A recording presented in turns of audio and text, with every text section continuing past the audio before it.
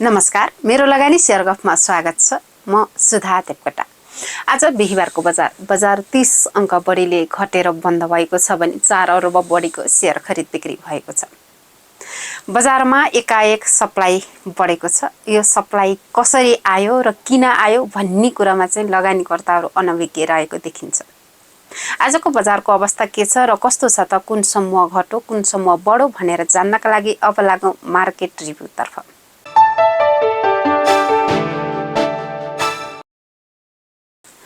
बिहीबारको बजार 30.92 अंकले घटेर 2067.01 बिन्दुमा झरेको छ। आजको बजारमा 4 अर्ब 18 करोड रुपैयाँ बराबरको शेयर खरिद बिक्री भएको छ। आज कारोबारमा आएका कम्पनीहरू मध्येमा 19 वटा कम्पनीको मात्रै शेयर मूल्य बढेको छ भने 226 वटा कम्पनीको शेयर मूल्य घटेको छ।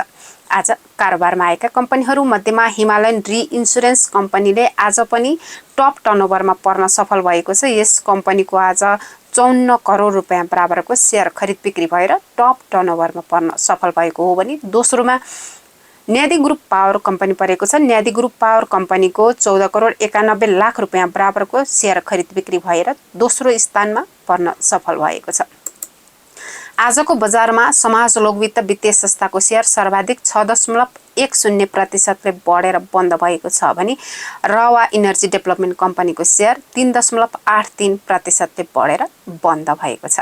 आजको बजारमा सामलिङ पावर कम्पनीको शेयर 9.42% घट्दै गर्दा मिर्चलु हाइड्रो पावर कम्पनीको शेयर 6.88% घटेर बन्द भएको छ।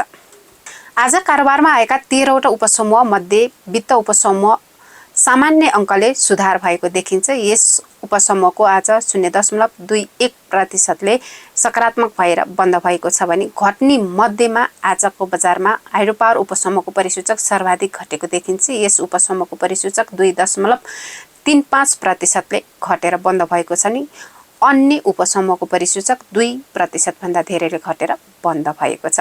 बाँकी रहेका बैंकिङ, विकास बैंक, लगानी, जीवन बीमा, माइक्रो फाइनान्स, उत्पादन तथा प्रशोधन र निर्जीवन बीमा उपसमूहको परिसूचक 1% भन्दा धेरैले घटेर बन्द भएको छ।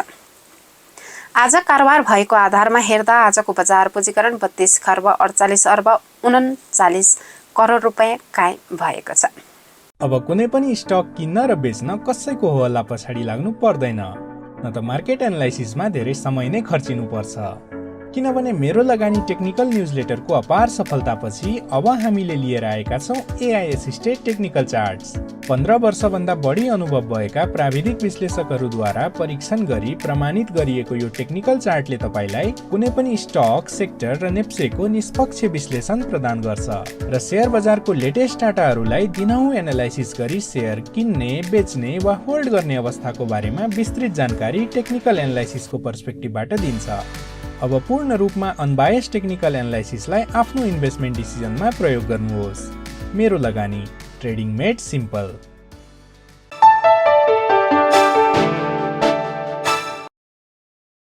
घट्दो मात्रामा रहेको बैंकिङ ब्याज दर र बढ्दो अवस्थामा रहेको बैंकिङ तरलतालाई नकार्दै सूचक घट्दो स्थितिमा रहेको छ। आम लगानीकर्ताहरूको मनोभावना बजारप्रति झन् डगमगाएको स्थिति अहिले पछिल्ला 2-3 कारोबार दिनदेखि देख्न थालिएको छ।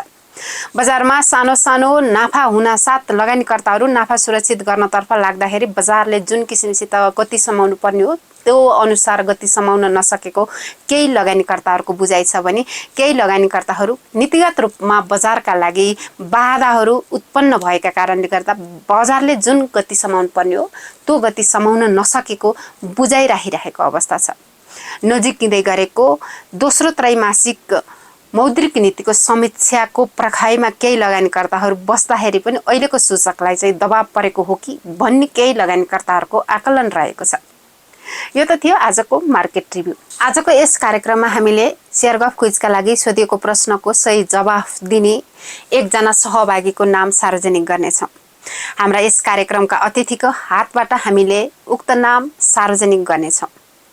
आज हाम्रो यस कार्यक्रमका अतिथि हुनुहुन्छ शेयर बजारका विश्लेषक तथा चार्टर्ड एकाउन्टेन्ट नवराज बुर्लाकटी। उहाँसँग हामीले बजारको अवस्था र अहिलेको स्थिति र अर्थतन्त्रका विषयमा केन्द्रित रहेर कुराकानी गर्नेछौँ। अब लागौँ शेयर डिस्कसन तर्फ।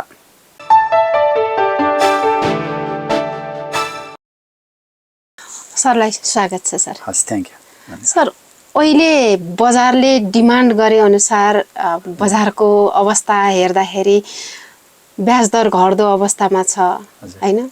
सबै कुराहरू चलायमान हुँदैछन्, अर्थतन्त्र सुधार हुँदैछ भन्ने कुराहरू आइराखेको छ हैन? तरलता पर्याप्त मात्रामा छ भनिन्छ, तर अहिले पछिल्लो अवस्थालाई हेर्दाखेरि बजारले चाहिँ एउटा गति समाउन सकेका छैन। पहिला भन्दाखेरि चाहिँ बजार तरलता थिएन, ब्याज दर महँगो छ, त्यसले गर्दा बजार चलेन भन्ने कुराहरू आइराख्दाखेरि सर अहिलेको अवस्थामा के खोजेको छ भन्ने चाहिँ बुझिरहेका छैनन् कि लगानीकर्ताले। बजार भनेको ठ्याक्कै यही फ्याक्टरले गर्दाखेरि माथि जाने अथवा तल जाने भन्नेमा धेरै फ्याक्टर्सहरू हुन्छन्, जसमध्येमा एउटा ब्याज दर भयो, अर्को तरलता भयो होइन, अर्को कम्पनीहरूको रिटर्न क्षमता, डिभिडेन्ड दिएको अवस्था अथवा बोनस दिने अवस्था, यो सबै चिजले म्याक्रो फ्याक्टर्सहरू त छँदैछन्। माइक्रो फ्याक्टर कम्पनी वाइजको स्पेसिफिक पनि हुने भए, सेक्टर वाइजको स्पेसिफिक हुने भए होइन, तर यो समग्रमा सबैभन्दा ठुलो चाहिँ मास साइकोलोजी हो। हजुर। अनि मास साइकोलोजी चाहिँ अहिले के भइरहेको अवस्था छ भने हिजो एक समयमा अब हुन्छ भनेर जुन अगाडि गइराख्दाकै अवस्थामा गएको गाई गर्छको खालको जुन खालको एउटा चौतर्फी एक किसिमको दबाब जस्तै थियो बजारमा, त्यो 81 केही रिजन्सहरूबाट ब्रेक लागेर फेरि ब्याक हुँदा फेरि जान खोज्ने, फेरि ब्याक हुने, यो हुँदाखेरि साँच्चै जान खोजेको हो त अनि यसो आउन खोज्यो फेरि होइन क्यारे जस्तो हुने, फेरि तल आउने, यो बजारको नेचर पनि हो एक हिसाबले हेर्दाखेरि। र अहिले चाहिँ समग्रमा सम्पूर्ण लगानीकर्ताहरू जो हुनुहुन्छ उहाँहरूको कन्फिडेन्स अझै गेन नभइसकेको अवस्था हो। यो मास साइकोलोजीको कुरा जस्तो लाग्छ मलाई। खासमा यो कन्फिडेन्स चाहिँ किन हुन सकेन सर? अब लगानीकर्ताहरूले पैसा छ, अब बजारमा भने जस्तै पाउन सक्ने, अब मार्जिन कर्जाहरू पनि लिन सक्ने स्थिति छ, बजारले एउटा चक्र पनि पार गरिसकेको अवस्था छ। अब लगानीकर्ताहरूले भने जस्तै बुल्स एन्ड बियरको चक्र पनि पार गरिसकेको अवस्था छ।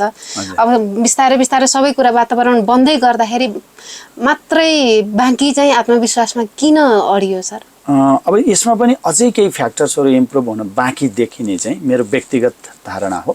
त्यो हिसाबले हेर्दा चाहिँ जस्तो ब्याज दर त घट्दै गइरहेकै अवस्था छ, हजुर, तर पनि तरलताको अवस्थालाई चाहिँ सेन्ट्रल ब्याङ्कले केही खिचिरहेको अवस्था पनि छ। किनकि एउटा कन्ट्रीको इकोनोमीको हिसाबले हामीले हेर्दाखेरि चाहिँ तरलता पर्याप्त मात्रै गरिराखेर फेरि हाम्रो व्यापार घाटा बढाउनेतिर पनि नजाओस् भन्ने हो होइन।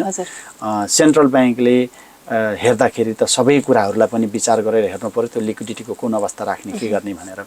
खासमा हाम्रो देशमा उत्पादनमूलक गतिविधिहरू धेरै भएनन्, खासै हेरियो भने खालि आयातमुखी मात्रै भयौँ। त हाम्रो एकदम लिक्विड अवस्था मेन्टेन गर्दाखेरि पनि ब्याज दर धेरै न्यून हुँदै जाँदाखेरि पनि फेरि हामीलाई आयातले चाहिँ थप समस्या ल्याउँछ कि एक्सेसिभ आयातले भन्ने पनि कारणले गर्दाखेरिमा त्यति धेरै ब्याज दर घट्दै गइरहेको रेसियोको हिसाबमा त्यति धेरै तरलताको अवस्था पनि होइन, हिजोको भन्दा सहज भएको हो। तर पहिलाकै जस्तै पूर्ववत अवस्थामा फर्किसकेको अवस्था छैन र त्यो फर्किन केही समय लाग्ने जस्तै देखिन्छ। त्यो पनि एउटा रिजन जस्तो लाग्छ। अर्को रिजन चाहिँ जुन अहिले डिभिडेन्ड र बोनसहरूको घोषणा गर्ने जुन क्रम थियो त्यसमा केही रोक लागेको छ, ब्रेक लागेको छ, जसले पनि लगानी गरिसकेपछि केही रिटर्न खोज्नुहुन्छ, त्यो अर्को रिजन हो भने अर्को हामीहरूको बजारमा पनि हामीहरूको उद्यमशीलताको क्षेत्रमा पनि हामीले व्यापारिक क्षेत्रमा पनि हेऱ्यौँ भने हामी कहाँ उद्यमीभन्दा व्यापारी धेरै भए होइन। र यता सेयर बजारको क्षेत्रमा पनि हामीले हेर्दाखेरि लगानीकर्ता भन्दा ट्रेडर धेरै भए। अनि ट्रेडरको त नेचरै के हुन्छ भने किन्यो केही दिनमा प्रफिट हुनु पर्यो, अनि थोरै पनि मार्जिन अन्त धेरै प्रफिट त छैन, यहाँ थोरै पनि हुँदाखेरिमा किन्यो, केही अलिकति गेन हुने बित्तिकै फेरि सेलको प्रेसर आउने, त्यो रिजन्सहरू हुन्छ जस्तो सर। अब नेपालमा अहिले पर्याप्त मात्रामा भने जस्तै तरलता पनि सहज भइसकेको स्थिति होइन भन्ने जस्तो कुरा गर्नुहुन्छ। ब्याङ्कहरूले चाहिँ अब लगानी गर्ने ठाउँ पाइएन, व्यवसाय अहिले कर्जा माग छैन भन्ने जस्ता कुराहरू आइराखेको छ। र अर्कोतर्फ कुरा गर्दाखेरि कि एकदम सङ्कटै परिहाल्ने कि पर्याप्त मात्रामा धेरै देखिने, यो सन्तुलन, तरलताको सन्तुलन चाहिँ नेपालमा किन मिल्न सकेका छैन होला सर? ब्याङ्कहरूले हामीसँग लगानी गर्ने पैसा छ, रुपियाँ छ, तरलता छ, तर लगानी गर्ने ठाउँ भएन भनिरहँदाखेरि चाहिँ व्यवसायीहरूको पनि रिटर्न हुने ठाउँ नदेखि त लोन लिने कुरा हुँदैन। हजुर। कुनै पनि व्यक्तिले लोन लिने भनेको त कहीँ फाइदा हुन्छ रिटर्न हुन्छ भनेर नै हो। आफूले तिर्नुपर्ने ब्याजभन्दा मेरो रिटर्न बढी हुन्छ भन्ने भएपछि लिने हो। र समग्रमा हेर्दाखेरि अहिले लोन लिने क्यापेसिटी कम छ सोसाइटीमा। त्यसैले गर्दा पनि ब्याङ्कमा पर्याप्त तरलता हुँदाहुँदै पनि लोन जान नसकेको अवस्था हो। र अर्को चाहिँ हामीले उत्पादनमुखी अर्थतन्त्रतिर धेरै ध्यान दिएका छैनौँ। हाम्रो ब्याङ्किङ सिस्टममा केही इम्प्रुभ हुनुपर्ने आवश्यक देख्छु म चाहिँ, त्यो आवश्यकता देख्छु। जस्तै हामी कोल्याट्रल फाइनेन्सिङमा बढी जान्छौँ, कोल्याट्रल बेस्ड। र कोल्याट्रलमा पनि जमिनलाई हामी लिन्छौँ होइन। भनेपछि अहिले ब्याङ्कहरू वास्तवमा एक हिसाबले हेर्ने हो भने ब्याङ्कहरू जमिनमय भइसके। किन ब्याङ्कको सम्पूर्ण धेरै जसो लगानी जमिनको कोल्याट्रलको बेसिस। प्रोजेक्ट फाइनेन्सिङ हुन सकेन होइन। त प्रोजेक्ट फाइनेन्सिङ पनि हुने हो भने अनि त्यसबाट चाहिँ तरलताले पनि युज हुने ठाउँ पाउँथ्यो, कन्ट्रीको इकोनोमीले पनि गति लिन सक्थ्यो होइन। अब यसतर्फ चाहिँ केही सुधारहरू नीतिगत हिसाबले पनि गर्नुपर्ने जस्तो देखिन्छ। जस्तो मैले भनौँ न, एक हिसाबले मैले मसँग भएको केही रुपियाँ जग्गामा लगानी गरेँ भने त्यो जग्गाबाट मैले लोन पाउने भएँ कोल्याट्रलको हिसाबले होइन, पाइयो। तर मैले कुनै व्यवसाय गरेँ जुन चाहिँ लिस्टेड कम्पनी होइन, एकछिनलाई लिस्टेड कम्पनी सबै त लिस्टेड हुन्छन् भन्ने छैन, सबैको सेयर कोल्याट्रल बेसिसमा लोन आउँछ भन्ने छैन। त मैले कुनै एउटा राम्रो बिजनेसमा लगानी गरेको छु, त मसँग जग्गा चाहिँदैन त्यो बिजनेसको लागि, त्यस कारण मैले लगानी मात्रै गरेँ। मेरो त त्यहाँ सेयर छ नि, तर त्यो सेयरले त भ्यालु पाउँछ त, त्यो सेयरको अगेन्स्टमा लोन पाउँछ त, अथवा त्यो बिजनेसले त्यो project financing without any collateral त पाउँदैन त। त्यो कोल्याट्रल बेसिसमा नै मात्रै फाइनेन्सिङ हुने जुन हाम्रो ब्याङ्किङ प्रणाली छ, यो चिजलाई केही हिसाबले केही मोडिफाइड गर्नुपर्ने जस्तो देखिन्छ। त्यो भयो भने चाहिँ ब्याङ्कहरूले पनि तरलता भएको अवस्थामा लोन लेन्डिङ गर्न सक्छन्, किनभने लोन लिनलाई विलिङ हुने होइन जो व्यवसायीहरू छन् उहाँहरूले लिन सक्नुहुन्छ। त्यस कारणले पनि अलिकति चाहिँ यो ब्याङ्किङको तरलता हुँदाहुँदै पनि लोन लिन सक्ने जुन पिपुलको क्षमता देखिएको छैन अथवा संस्थाहरूको क्षमता देखिएको छैन, त्यसले गर्दा भने जस्तो लोन जान नसकेको जस्तो लाग्छ। अर्को जहाँसम्म यहाँको क्वेसन थियो कि कहिले एकदमै कम हुन्छ, कहिले असाध्यै एक्सेसिभ सरप्लस हुन्छ, यो चाहिँ हामीहरू जबसम्म उत्पादनमुखी अर्थतन्त्रमा जाँदैनौँ तबसम्म हाम्रो यहाँभित्रको रुपियाँ यहीँभित्र मात्रै सर्कुलेट हुने, यहीँभित्र मात्रै चल्ने चक्र चाहिँ ब्रेक हुन्छ। हामी उत्पादनमूलक अर्थतन्त्रतिर गयौँ भने चाहिँ हाम्रो पैसा यहीँभित्रै घुमिरहेको थियो, त्यसले एक किसिमको स्टेबिलिटी ल्याउँथ्यो। तर हामी चाहिँ धेरै जसो एउटा पुरानो हिसाबले भाषाले भन्ने हो भने बेसाएर खाने कि होइन, एक हिसाबले हेर्ने हो भने लाउरे देश भइसक्यो होइन। सबै विदेश जाने अनि उताबाट कमाएर यहाँ पठाउने, बेसाएर खाने, अथवा सकिन्छ भने कति त उतै सेटल हुने, उतै बस्ने होइन। त्यो किसिमले गर्दा त्यसको इम्प्याक्ट चाहिँ अनि यो तरलतामा पनि देखिन गएको। किन होला सर? अब आकर्षित चाहिँ नहुनुको, अब पर्याप्त मात्रामा सिँचाइको लागि पानीहरू व्यवस्था छ, उत्पादनमुखी अर्थतन्त्र चलायमान हुन नसक्नुको प्रमुख कारणहरू चाहिँ के कारण होला? एउटा त सरकारको नीति नै हाम्रो आवश्यक जुन एरियामा हामीले सुधार गर्नुपर्ने त्यहाँ सुधार हुन नसकेको जस्तो देखिन्छ। एनालाइसिस विश्लेषणको कमी भएको जस्तो देखिन्छ। र अर्को चाहिँ दुईवटा ठुला अर्थतन्त्र छन् हाम्रा छिमेकीहरू। त्यो एकदमै लार्ज साइजमा जाँदाखेरि उहाँहरूलाई जुन हिसाबले कस्ट रिडक्सनको फ्यासिलिटी हुन्छ, त्यस्तै कृषितिर हेऱ्यौँ भने उहाँहरूको कृषिमा जुन सरकारको फोकस छ हामीहरूको त्यहाँ हिसाबले छैन। एउटा हाम्रो विज्ञताको कमी छ, प्राविधिकको कमी छ, सिँचाइको खोलामा पानी छन् तर भारी सुक्खा छन् होइन। त्यस्तै भने जस्तो बिउहरू पाइँदैन, त्यस्तै मलको उत्पादन गर्ने आफ्नै भित्र जैविक मलको उत्पादन गर्ने व्यवस्थापन अथवा त्यसको सिकाउनु पर्ने प्रशिक्षण जुन छ व्यापक रूपमा जान सकेको अवस्था छैन। यो सबै कारणहरूले हो। र अर्को हाम्रो जीविकोपार्जनमुखी अर्थतन्त्र चलिरहेको छ, यो एकैचोटि कमर्सियल हुन त सक्दैन, तर अब बिस्तारै कमर्सियलाइज हुँदै जाँदाखेरि केही आशाका किरणहरू चाहिँ देखिन्छन् होइन। तर उत्पादनमुखी हुनको लागि चाहिँ सरकारले नै जुन सामान हाम्रो आफ्नै देशमा कच्चा पदार्थ पनि छ र उत्पादन पनि हुन्छ, त्यो सामान विदेशबाट किन आयात गर्ने? त्यो सामान हाम्रो देशमा कति मूल्य छ, त्यो मूल्यमा प्यारिटी हुने गरी त्यसलाई सुहाउने गरिकन हाम्रो देशभित्रको सामान सस्तो हुने गरिकनको भन्सार दर कायम हुनु पर्यो नि त होइन।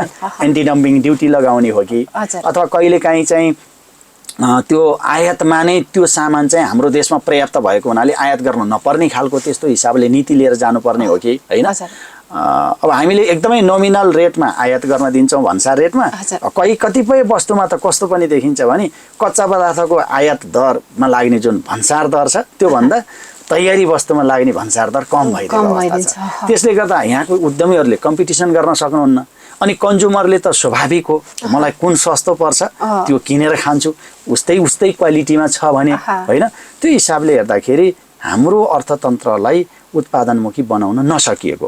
अर्को हाम्रो व्यावसायिक क्षेत्रमा पनि व्यवसायीको मात्रै पनि दोष छैन, उहाँहरूले पनि उत्पादनमुखी हुनुपर्ने, उद्यमशीलतातिर जानुपर्ने, सहज तरिकाले व्यापारमुखी हुनुभयो। त्यो हुनुको रिजन फेरि उहाँहरूको मात्रै दोष होइन, हाम्रो संयन्त्रहरूमा युनियनबाजी हुने, आम हडतालहरू बढी हुने होइन, अलिकति धेरै समय काम गर्न अलिकति केही समय धैर्यता पनि नलिने होइन। व्यवसायमा कमसेकम 3टा चिज त चाहिन्छ नि। पहिलो त साहस चाहिन्छ, त्यसपछि लगनशीलता चाहिन्छ र त्यसपछि धैर्यता चाहिन्छ। त्यो साहस कता साहस गर्न नसकिने जस्तो अवस्था परिस्थिति, त्यसले नीतिगत रूपमा यदि हामीले त्यसलाई समाधान गर्न सक्यौँ भने अनि व्यवसायीहरूमा साहस जाग्छ उद्यमशीलता बन्नको लागि। अनि उहाँहरू मेहनती हुनुभयो र केही समय धैर्यता लियो भने फेरि देशको अर्थतन्त्रले पनि एउटा गति लिन सक्छ। पक्कै पनि अब सुधारोन्मुख भयो र अर्थतन्त्र सुधार हुँदै गयो भने पक्कै पनि नेप्से सूचकले पनि एउटा गति समाउला भन्ने आशावादी हो। अहिलेको स्थिति शिथिल छ, सुस्ताएको छ अर्थतन्त्र र सोही बमोजिम सूचक पनि अब घट्दो अवस्थामा छ भन्ने कुराहरू आइरहेको छ। घट्दो अवस्थामा छ। यसमा हामीले एउटा के पनि हेर्न सक्छौँ भने 12 कक्षासम्म विद्यार्थीहरू नेपालमा बस्छन्, त्यसपछि सबैले देश छोड्नै चाहिँ बहल गरिरहेका, चाहना राखिरहेका र उहाँ गइसकेपछि म पढेर आउँछु भनेर मनस्थिति लिएर जानुभएको छ भने पनि त्यहाँ पुगिसकेपछि त्यहाँको सिस्टम, त्यहाँको अरू सहजताले गर्दा उहाँले आफ्नो घरै बिर्सिने त्यो खालको पनि अवस्था छ। जब हामी हाम्रो युवा शक्तिहरू विदेशिन्छन् भने यहीँबाट हामी सामान्य हेर्न सक्छौँ। जब युवा शक्ति विदेशिनुहुन्छ बाइकको व्यापार पनि त कम हुन्छ, किनभने बाइकहरू त उहाँहरूले युज गर्नुहुन्थ्यो, गाडीहरू त उहाँहरूले युज गर्नुहुन्थ्यो, यी भेहिकलहरूको डाउन हुने भयो। जब उहाँहरू विदेशिनुहुन्छ कन्जम्सनको रेट डाउन हुने भयो, जुन घुमघामको छ आन्तरिक पर्यटन अथवा होटल रेस्टुरेन्टहरू त्यसमा पनि त्यसको इम्प्याक्ट पर्ने भयो। अब होटल रेस्टुरेन्टमा इम्प्याक्ट पर्छ भने त्यसमा फेरि हाम्रो कृषि उत्पादन, आन्तरिक उत्पादनले पनि जति बजार पाइरहेको थियो त्यो पनि त पाउन नसक्ने अवस्था हुन्छ। फेरि हामीहरूमा एउटा ल्याब अथवा गभर्मेन्टको अन्तर्राष्ट्रिय स्तरबाट मान्यता प्राप्त त्यस्तो खालको ल्याबको पनि अभाव देखिन्छ। कतिपय सामानहरू विदेशमा निर्यात गर्न खोज्यो अनि त्यहाँबाट परीक्षण भएर ल्याबको रिपोर्ट आएर कि गरुन्जेलसम्म त यहाँ सामान ड्यामेज भइसकेको हुन्छ होइन। यस्ता केही कुराहरू छन् जुन चाहिँ आवश्यक छ सुधार गर्नलाई। त्यस्ता सुधार गरियो भने चाहिँ युवाहरू देशमै रमाउने, यहीँ रोजगारी सिर्जना हुने, अनि उद्यमी अहिले जुन व्यापारीहरू हुनुहुन्छ उहाँहरू पनि उद्यमशीलतातिर आकर्षित हुने होइन। अनि उद्यमशीलताको लागि दिइने ब्याज दर र व्यापारको लागि दिइने ब्याज दरमा फरक हुनु पर्यो होइन। अहिले हामीले के छ भने लोन भन्छौँ, लोन भनेपछि उद्योगको होस् कि व्यापारको होस् एउटै दर छ। कमसेकम पनि उद्योगमा दिइने ब्याज दर र व्यापारमा दिइने ब्याज दरमा 4-5% को फरक ल्याउन सकिने गरिकन नीति पनि निर्माण गर्न सकिन्छ। त्यसो गरियो भने फेरि उद्यमशीलताले प्रायोरिटी पाउँछ, यहीँ रोजगारी हुन थाल्छ, अनि सबै यहीँ बस्ने, यहीँ रमाउने वातावरण हुन थालेपछि अर्थतन्त्र चलायमान हुन्छ र अर्थतन्त्रले एउटा स्टेबिलिटी पनि पाउँछ, एउटा स्थिरता पनि पाउँछ। नत्र भने यो कहिले पैसा तरलता कहिले एकदमै टाइट यो चलिरहन्छ, असन्तुलन देखिरहन्छ। अहिले अब मार्केटमै अलिकति केन्द्रित हुनु पर्दाखेरि सर अहिले पछिल्लो समयको बजारको स्थिति हेर्दाखेरि 2022 को वरपर यसरी बजार चाहिँ चलिरहेको अवस्था छ। 2022 पुग्न नि गाह्रो भएको छ, 2021 को बिन्दुमा 100 को अङ्कमा चाहिँ बजार खेलिरहेको छ। यसलाई चाहिँ कसरी हेर्नुभएको छ सरले? यसलाई चाहिँ स्पेकुलेटिभ फङ्सन भन्छ यस्तोमा होइन। एकदमै थोरै रुपियाँमा प्रफिट यति चाहिँ बरु अर्न गरिहालौँ, कन्फिडेन्स पनि भइसकेको छैन, बजार छोड्न पनि सकिन्न। त्यो सबैभन्दा सजिलो त टिएमएसमा बस्नै छ होइन। न त्यहाँ उधारोमा डुब्ने डर होइन, न मेरो सम्पत्तिको भ्यालु कति हो भनेर नथाहा पाउने डर होइन। त्यसले गर्दाखेरिमा अहिले चाहिँ ट्रेडिङ एकदमै सर्ट टर्मको ट्रेडिङ, त्यसलाई हामी स्पेकुलेटिभ फङ्सन्स पनि भन्न सक्छौँ होइन। र कतिपय अवस्थामा चेक एन्ड ब्यालेन्स नभएको जस्तो, कता कता इनसाइडर इन्फर्मेसनबाट सीमित व्यक्तिहरूको हातमा मात्रै बजार छ कि जस्तो, होइन, यो खालको स्थिति देखिन्छ। अब म त्यसको आधिकारिक व्यक्ति होइन त्यसलाई हेर्नलाई, अरू फर्दर एनालाइसिस गर्नलाई, तर कता कता इन्डिकेसन चाहिँ के देखिन्छ भने बजार साँच्चै प्रतिस्पर्धात्मक छ कि अथवा केही सीमित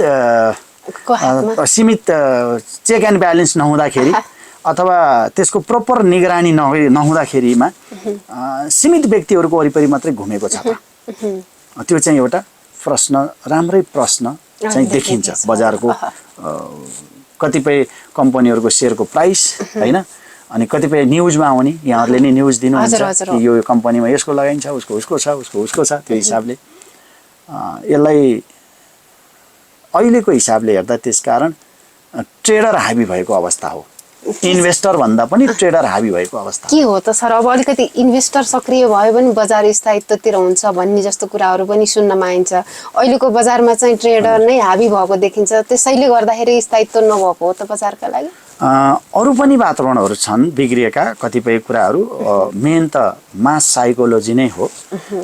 जबसम्म उहाँहरूको कन्फिडेन्स एउटा हुँदैन तबसम्म इन्भेस्टर पनि त इन्भेस्ट गर्न जानुहुन्न नि। इन्भेस्ट गर्नुहुन्छ तर इन्भेस्ट गरेर वर्षौँदेखि कुर्दाखेरि पनि उही रेट छ भने अनि इन्भेस्टरहरू पनि ट्रेडरमा कन्भर्ट हुने भयो कि त्यस कारणले त गर्दा। किनभने मैले लगानी गरेँ पर्खेँ अब त आउला भन्दा आउँदैन, न डिभिडेन्ड आयो, न बोनस आयो, न सेयरको प्राइस आयो। अनि त्यसले गर्दाखेरि बरु 5-10% अथवा 2-4% पनि चाहिँ खाइराख्न पायो भने बरु त्यसै हुन्छ कि। अनि उहाँहरूले पनि के गर्नुहुन्छ भने कुन कम्पनीको सेयर कति पुग्ने रे भनेर हल्लाको होइन अथवा मेसेजको त्यसको हिसाबले ल यति पुग्ने रे अथवा ल यसमा गरौँ, त्यो हिसाबले कता कता इन्भेस्टरहरू पनि ट्रेडरमा कन्भर्ट हुने खालको डर हिजोको एउटा अस्थिरताले, राजनैतिक अस्थिरता अथवा हाम्रो सामाजिक सांस्कृतिक जुन एक किसिमको एक्सपेक्टेसन थियो त्यो बिग्रिनाले गर्दाखेरि उद्यमीहरू व्यापारमा जुन कन्भर्जन हुनुभयो त्यस्तै अहिले पनि लगानीकर्ताहरू चाहिँ ट्रेडरमा कन्भर्जन हुनुभएको जस्तो देखिन्छ।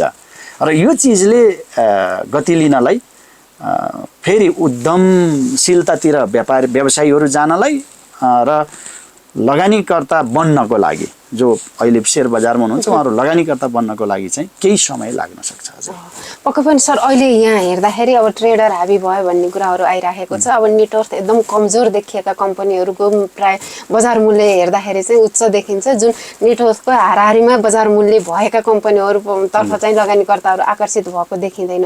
अब यसले चाहिँ लगानीकर्ताहरूको लगानी जोखिम व्यवस्थापनलाई चाहिँ कतिको जोखिमता देखाउँछ, के छ सर यसमा चाहिँ? बजार त जोखिमकै क्षेत्र हो, जोखिम हुन्छ नै। हामी अहिले चाहिँ यति बेला कुन कम्पनीको सेयरमा तलमाथि भएको अथवा भ्यालु पाएको देख्छौँ भने जसमा पब्लिक कम्पनी भनियो तर रियल्ली पब्लिक गराउनको लागि 10%, 12%, बढीमा 15% सेयर बजारमा फ्लोट गरियो। यो केवल आफूलाई पब्लिक बनाइयो तर वास्तवमा त्यो प्राइभेटै हो। अब यस्ता कम्पनीहरूको जबसम्म लिस्टिङ भइराख्छ तबसम्म सीमित सेयर भएका, पेड अप क्यापिटल थोरै भएको, बजारमा सीमित सेयर फ्लोट गरिएको कम्पनीमा त थोरै व्यक्तिले पनि त्यसको प्राइसमा खेल्न सक्नुहुने भयो, तलमाथि गराउन सक्नुहुने भयो। नियामक निकायले चाहँदाखेरि कसले गरिराखेको छ त उहाँहरूले फाइन्ड आउट गर्न सक्नुहुन्छ। यो चिज पत्ता नलाग्ने चिज चाहिँ होइन, तर कति गर्ने अथवा गर्ने कि नगर्ने त्यो आफैमा चिन्ह हो। मेरो चाहिँ विचारमा हेर्दाखेरि कमसेकम पब्लिक कम्पनी हुने हो र लिस्टेड कम्पनी हुने हो भने मिनिमम कम्तीमा पनि 30% सेयर पब्लिकमा फ्लोट नगर्ने हो भने त्यो पब्लिक कम्पनीमा आइपिओ इस्यु गर्ने, यो नियम परिवर्तन हुनुपर्छ। अनि बल्ल त्यो हुन्छ नि एउटा साइजको हुन्छ। त्यस्तै पब्लिकमा जानको लागि कति पेड अप क्यापिटलले पाउने त?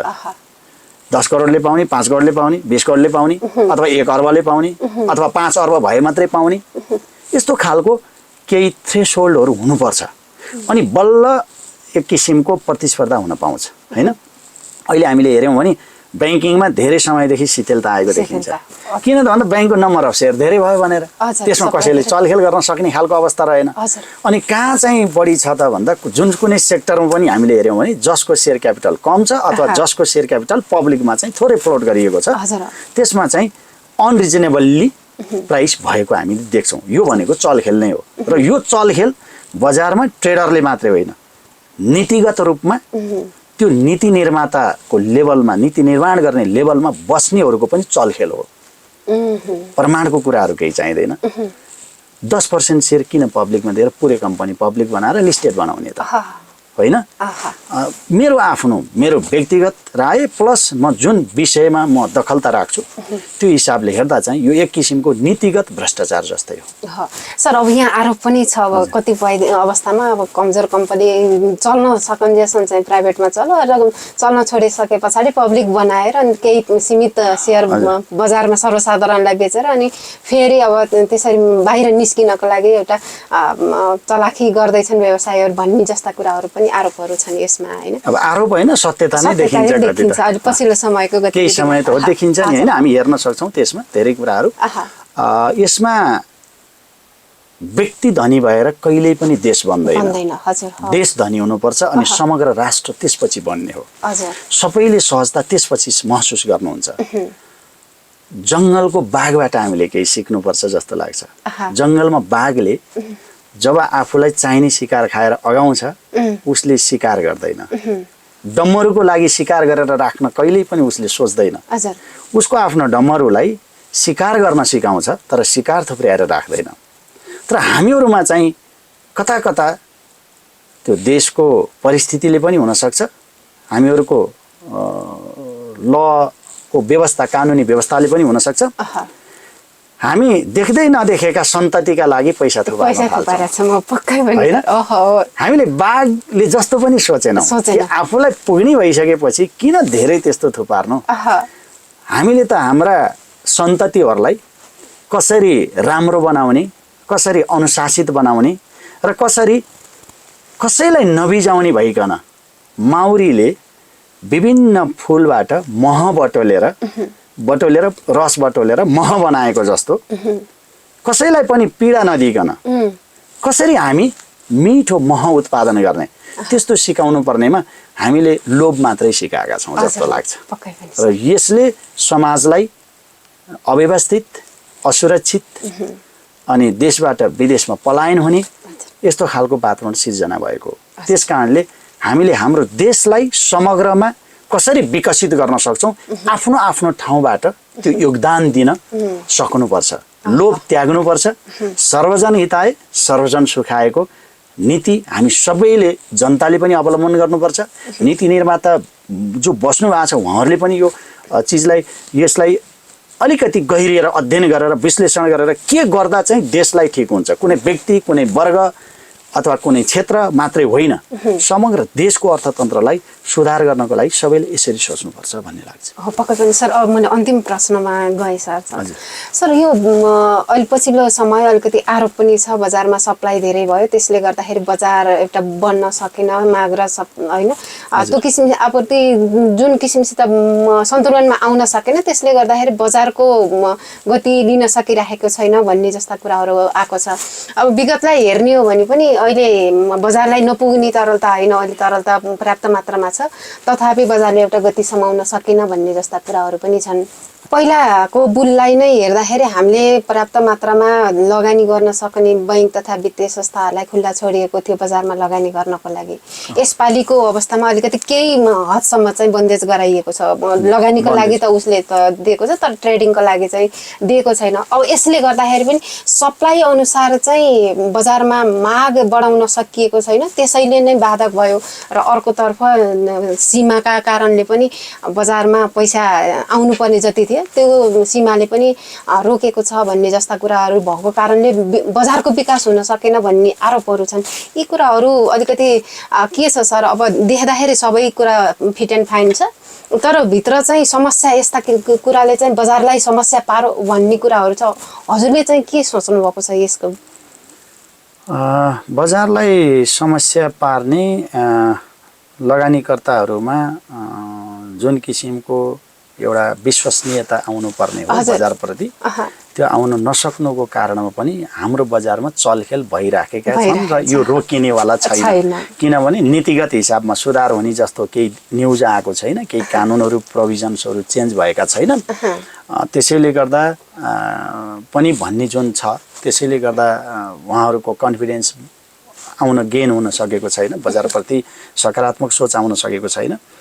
र अर्को चाहिँ जहाँ आफूले एनालाइसिस गर्दा फन्डामेन्टल्ली स्ट्रङ देखिन्छ, पेड अफ क्यापिटल राम्रो छ, रिजर्भ राम्रो छ, मार्केट बेस राम्रो छ, बिजनेस डाइभर्सिफाइड छ, ती कम्पनीहरूको नम्बर अफ सेयर्स धेरै भएका कारणले जो खेल्ने खालका बजारका पनि खेलाडी भन्छौँ कहिलेकाहीँ हामी, होइन, उहाँहरूले त्यो सेयरलाई वास्तै नगरिदिँदा त्यो जुन सेयरमा उहाँहरूले खेल्न सक्नुहुन्छ चलखेल गर्न त्यो सेयरमा मात्रै कन्सन्ट्रेसन हुँदाखेरि बजारमा इन्भेस्टमेन्ट इक्विटेबल हिसाबले जान सकेन। त्यो इक्विटेबल इन्भेस्टमेन्ट जान नसकेको रिजनले गर्दाखेरि पनि अनि राम्रो भनेर लगानी गरेको कम्पनीमा पीडाबोध भइरहेको छ, अनि नराम्रो भनेर अब यसमा के लगानी गर्नु, न नाफा छ, न नेटवर्थ पोजिटिभ छ, अथवा नेटवर्थ एउटा लेभलमा छ, अथवा न चाहिँ केही फ्युचरमा अझै पनि छिट्टै बिजनेस आउँछ भन्ने देखिन्छ, तर पनि सेयरको प्राइस यसरी गएको छ।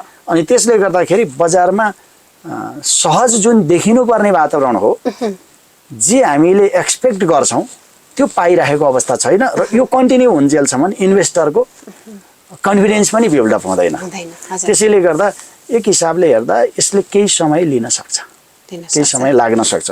एउटा इक्जाम्पलको हिसाबले गर्दा म कहिलेकाहीँ इन्टरभ्यूमा भन्छु पनि ब्याङ्किङ बढी सेफ हो भनेर, सेक्टर हिसाबले हेर्दा। हुन त हाइड्रो पावर पनि आफ्नो ठाउँमा सेफ होला, इन्सुरेन्स पनि छ, सबै छ, तर ब्याङ्किङ नै यदि सिस्टमले काम गरेन अथवा ब्याङ्क धाराशायी हुन थाल्यो भने इकोनोमी माथि आउनु धेरै गाह्रो हुन्छ। त्यसै कारण हरेक देशको सरकारले ब्याङ्किङलाई चाहिँ सेन्ट्रल ब्याङ्क नै राखेर छुट्टै किसिमले रेगुलेट पनि गर्ने गरेको अवस्था होइन। अब हामीहरूको यहाँ किन कन्फिडेन्स आउन सकेको छैन त? एकछिनलाई हेर्ने हो भने हरेक चिज पोजिटिभ देखिन्छ। ब्याङ्किङमा अब लाइसेन्स आउनेवाला छैन, थप छैन, मर्जर एक्विजिसनहरू पनि एक लेभलमा राम्रै भइसकेका छन्, ब्याङ्कहरूका बिजनेस पनि राम्रै, ब्याङ्कको बिजनेस राम्रो भएन भने फर इक्जाम्पल हाइड्रोको बिजनेस राम्रो छ भने हाइड्रो पावरले त पेमेन्ट गर्ने, ब्याङ्कको म्याक्सिमम इन्भेस्टमेन्ट त अहिले त्यही सेक्टरमा छ, त्यो त पेमेन्ट आइ नै राख्छ फेरि, होइन? भोलि हाइड्रो पावर सेक्टर अथवा अरू कुनै बिजनेस सेक्टर पनि राम्रो हुँदा त ब्याङ्कको रिकभरी त राम्रै हुन्छ फेरि पनि, होइन? अनि अहिलेको बुक भ्यालु अनि मार्केटको प्राइस अनि उसको रिटर्न सबै चिज हेर्दाखेरि पनि नबढ्नु पर्ने त कुनै रिजन छैन नि। तर के भने मास साइकोलोजी के भयो त भन्दा केही समयदेखि किन यसरी बस्यो त भनेर त्यो कन्फिडेन्स आएन। हिजो हाइड्रो पावर सेक्टरमा पनि हामीले हेऱ्यौँ नि, केही समय अगाडिसम्म 100 रुपियाँ तल त कति सेयर थिए, कति सेयर थिए, 50 रुपियाँमा पनि 40 रुपियाँमा पनि सेयर थिए। त्यति बेला हामीले लिनलाई कन्फिडेन्टै आएन, किन हाइड्रो सेक्टर त छुनै हुँदैन भन्ने हो। अब यो बिचको केसमा के आयो भने फेरि लिमिटेड नम्बर अफ सेयर्स हुनु अथवा अन्य पनि अरू पनि रिजन्स होलान् धेरै, होइन? फेरि यसमा यति राम्रो प्राइस हुन थाल्यो कि अनि त्यो कम्पेरिजन गर्दाखेरि त हिजो त्यो भएको आजको यो अवस्था। आज पनि हामीले ब्याङ्कको सेयर हेर्छौँ धेरैको 200 तल आइसकेका छन्, छैन त? अनि भोलि कुनै दिन आउन सक्छ फेरि हिजो ब्याङ्कको सेयर यतिमा पनि थियो भन्ने खालको आउन त सक्छ, तर कहिले आउँछ त त्यो भन्ने चाहिँ फेरि जति बेला यो सबै मासले यो रियलाइज गर्नुहुन्छ कि अब वास्तवमा यो ठिक हो, वास्तवमा अब चाहिँ चलखेल हुन पाउँदैन, नीतिगत हिसाबले पनि सुधारहरू आए, अनि त्यसपछि चाहिँ त्यो सेक्टरले पनि गेन पाउन सक्ला। यसै गरी अरू पनि सेक्टरहरूका आफ्ना किसिमका विशेषताहरू केहीहरू होलान्, होइन? र अहिलेको हिसाबले चाहिँ हेर्दाखेरिमा बजारमा चलखेल नै मुख्य कारण हो।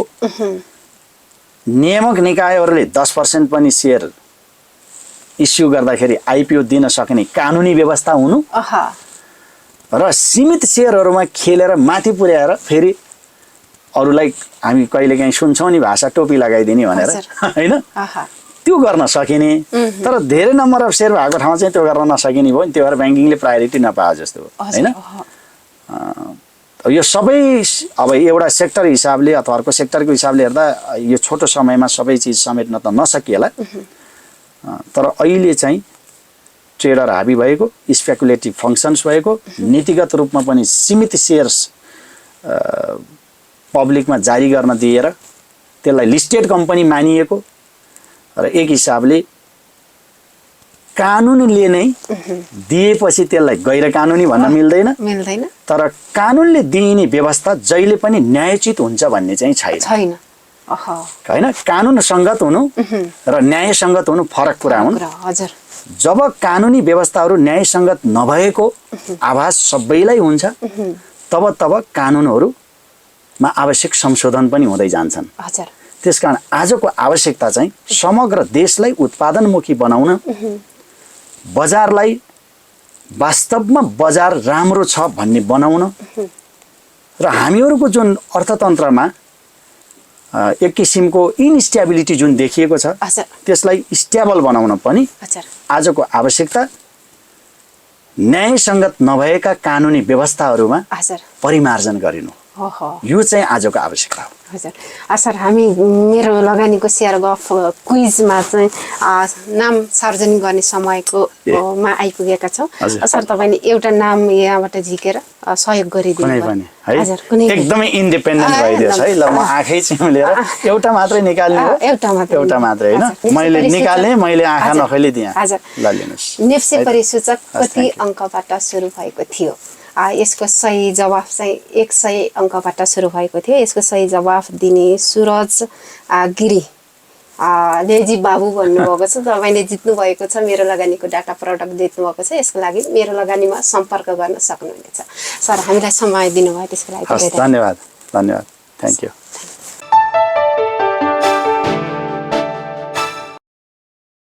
पर्याप्त मात्रामा तरलता छ ब्याङ्किङ ब्याज दर घट्दो अवस्थामा छ अर्थतन्त्र चलायमान हुन सकेको छैन धीरे धीरे चल्न थालेको अर्थतन्त्र पनि त्यति गति लिन नसकिरहेको अवस्थामा सूचक चाहिँ घटिरहेको अवस्था छ आम लगानीकर्ताहरूको आत्मविश्वास बढ्न सकेको छैन यावत विषयमा केन्द्रित रहेर आज हामी सेयर गफ गर्यौं आज हामीसँग सेयर गफ गर्नका लागि हुनुहुन्थ्यो चार्टर एकाउन्टेन्ट तथा सेयर बजारका विश्लेषक नवराज बुर्लाकोटी उहाँसँग हामीले समग्र बजारको अवस्था र अर्थतन्त्रको स्थितिको बारेमा सेयर गफ गर्यौं तपाईहरु पनि यस्तै गरी सेयर गफ गर्न इच्छुक हुनुहुन्छ र सेयर बजारमा रहेका कुनै पनि विषयहरू उठाउन चाहनुहुन्छ भने तपाईहरुले हामीलाई जानकारी गराउन सक्नुहुनेछ हामीहरुलाई सल्लाह सुझाव दिँदै गर्नुहोला मेरो लगानी YouTube channel official YouTube channel चाहिँ सब्स्क्राइब गर्दै गर्नुहोला नमस्कार